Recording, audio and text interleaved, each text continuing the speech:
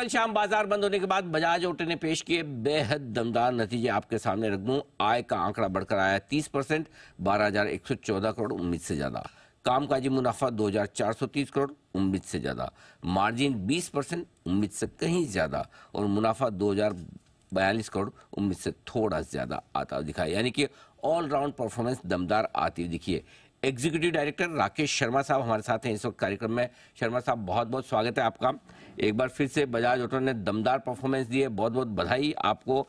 लगातार तीसरी तिमाही है जब बजाज ऑटो ने मुनाफे और आय दोनों में नया रिकॉर्ड बनाया है। बताएं सर, ये कमाल कैसे किया है? नमस्कार अनिल जी। नमस्कार जी हाँ, ये एक तरह की हैट्रिक हो गई हम लोग के लिए जी। क्वार्टर वन में हमने रिकॉर्ड लगाया, क्वार्टर टू में और अब क्वार्टर थ्री में। और सबसे बड़ी हम लोग के लिए खुशी की बात यह है कि पहली बार बजाज ऑटो ने तिमाही में 2,000 करोड़ का माइलस्टोन क्रॉस किया है प्रॉफिट आफ्टर टैक्स में।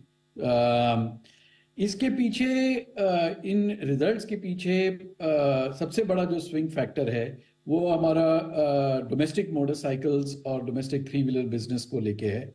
आप तो जानते ही हैं कि एक्सपोर्ट बिजनेस, क्योंकि बाहर की जो आर्थिक व्यवस्था है पर्टिकुलरली इमर्जिंग मार्केट्स में काफ़ी कमज़ोर है, तो ये रिजल्ट्स जो हैं उस कमज़ोर अवस्था को मद्देनज़र रखते हुए और भी हम लोग को खुशी देते हैं। तो डोमेस्टिक मोटरसाइकिल और डोमेस्टिक थ्री व्हीलर के बलबूते पे ये 3 क्वार्टर्स में काफ़ी स्विंग आया है।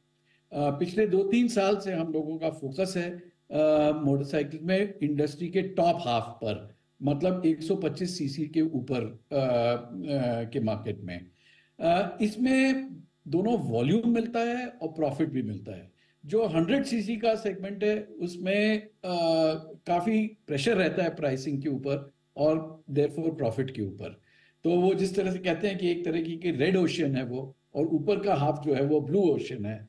तो हम लोग 2-3 साल से ये ब्लू ओशियन में तैरने की कोशिश कर रहे हैं और नए नए प्रोडक्ट्स हम लोग लाए हैं। पल्सर हमारा फ्लैगशिप ब्रांड है उसके अंडर, और ये सारे प्रोडक्ट्स तकरीबन सारे ही प्रोडक्ट्स काफी अच्छी तरह से रिसीव हुए हैं। तो इसकी वजह से वॉल्यूम भी मिला है, मार्केट शेयर भी मिला है और प्रॉफिट। दूसरी तरफ डोमेस्टिक थ्री व्हीलर का बिजनेस अब हर महीने 40,000 करीब यूनिट्स कर रहा है, और उसमें भी हमारा सीएनजी में 85% मार्केट शेयर हो गया है। ये जो सेगमेंट है ये बहुत प्रॉफिटेबल है हमारे लिए, और इसने भी फिर एक अच्छा स्विंग पैदा किया है। तीसरी बात यह है कि जो एक्सपोर्ट बिजनेस है, हालांकि एक्सपोर्ट बिजनेस जो हमारा पीक परफॉर्मेंस होता था उससे डाउन है, और लेकिन वॉल्यूम में डाउन है। देखने वाली बात यह है कि जो इसका रेवेन्यू और प्रॉफिट है उसमें ग्रोथ है। अब उसमें ग्रोथ इसलिए है, लार्जली थोड़ा सा एक्सचेंज रेट डिवैल्यूएशन भी हुआ है, लेकिन जो हमारा मिक्स है, प्रॉफिटेबल प्रोडक्ट जो हमारे लैटिन अमेरिका वगैरह में एक राइज हुआ है, वो मिक्स हमारा इंप्रूव हुआ है। उसकी वजह से एक्चुअली क्वार्टर थ्री में आप देखेंगे कि -4% वॉल्यूम है, -8% वॉल्यूम है, लेकिन +10% रेवेन्यू है, और एबिट जो प्रॉफिट है उससे भी ज्यादा है। ठीक बात है। तो जबरदस्त परफॉर्मेंस ऑलराउंड आती दिख रही। सर, आपने कहा कि प्रीमियम बाइक्स में आपको अच्छे मार्जिन मिलते हैं, 100 सीसी वाली बाइक में थोड़े से प्राइसिंग प्रेशर रहता है, कंपटीशन है। क्या वाकई में मतलब अगर ये जो एंट्री लेवल बाइक्स है, क्या 2-4 हज़ार रुपए की प्राइसिंग से बड़ा फर्क पड़ता है मार्केट में सर? जबरदस्त फर्क पड़ता है। अच्छा। आपको मैं बताऊं कि जो एवरेज कस्टमर है उसकी मंथली आय 40,000 रुपए पर मंथ है, और जो एंट्री लेवल कस्टमर है कई बार तो उसकी आय इससे भी कम है। तो 1-2 हज़ार रुपए काफी मायने रखता है कस्टमर्स के लिए। और हमने देखा है जब भी ऐसा एडजस्ट करो तो हमको वॉल्यूम जरूर मिलता है, लेकिन फिर उससे तो प्रॉफिट में क्षति पहुंचती है और स्विंग पैदा होता है। तो काफी प्राइस सेंसिटिव सेगमेंट है ये। आमतौर पर सर आपके मार्जिन 19 से 20% की रेंज में रहे, इस बार 20% से थोड़ा ऊपर निकलने की आपने कोशिश की है। जिस तरह से आप प्रोडक्ट मिक्स बता रहे हैं, क्या उम्मीद रखी जाए चौथी तिमाही में और अगले साल के लिए, अगर कोई एक अंदाजा दे पाए? 20% के ऊपर के मार्जिन मेंटेन करना आसान रहेगा सर? अनिल जी, जो बजाज ऑटो का मार्जिन है ना, ये एक मिश्रण है तीन चार अलग बिजनेस यूनिट्स का। तो जो अगर मैं देखूं कि हमारा क्वार्टर थ्री में अगर उसी हम लोग को कोई ऐसी आशंका नहीं नजर आ रही है क्वार्टर फोर में, ना ही मार्केट की तरफ से। सारे प्रोडक्ट्स जो हैं ट्राइड एंड टेस्टेड हो गए हैं अपने पिछले 4-5 महीनों में। नए प्रोडक्ट्स जो हैं, मार्जिन आर्किटेक्चर बिल्कुल ठीक लग रहा है। लेकिन कई बार क्या होता है कि कोई कंट्री मिक्स चेंज हो जाता है, या फिर कहीं पर बिजनेस यूनिट मिक्स चेंज हो जाता है। अगर थ्री व्हीलर थोड़ा कम हुआ, मोटरसाइकिल थोड़ा बढ़ गया, तो उससे मार्जिन के ऊपर इम्पैक्ट होता है, क्योंकि ये काफी गणित के बाद मार्जिन आता है। सिर्फ एक सिंपल बिजनेस नहीं है ये 4-5 बिजनेसेस का मिश्रण है।